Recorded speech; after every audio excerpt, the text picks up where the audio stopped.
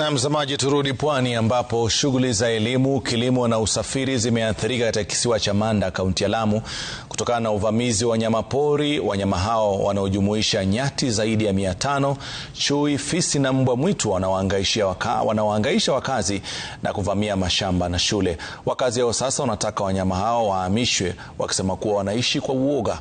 Rahma Rashid anaarifu zaidi. Nyati wameendelea kuwa kero kwa wakazi kisiwa cha Manda.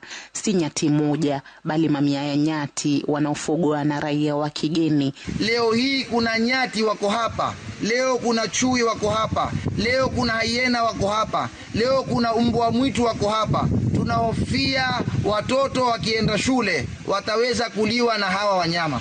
Elimu shule ya msingi ya Manda pia imeathirika, shule ikifungwa kwa siku nyingi kutokana na tishio la nyati wanaoingia shuleni humo. Wanafunzi, walimu wakitorokea majumbani.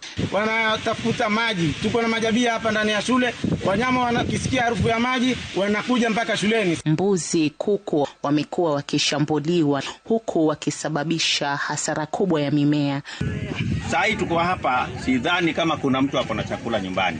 Miaka yote si tunalima, tunaweka chakula, mpaka mvua nyingine inanyesha tuko na chakula. Sasa hatuna, kwa sababu wamekuwa wakila mahindi yetu, tukipanda wanakula, tukipanda wanakula. Sasa hata tumekufa moyo. Wengine hata hawapandi kamwe. Wanakuja barabarani, hizo barabara ambazo watoto wanatembea hawawezi kutembea. Inabidi sasa wazazi waache shughuli, wafuate na watoto, wafuatane waje mashule. Rahma Rashid, Runinga Citizen, Lamu.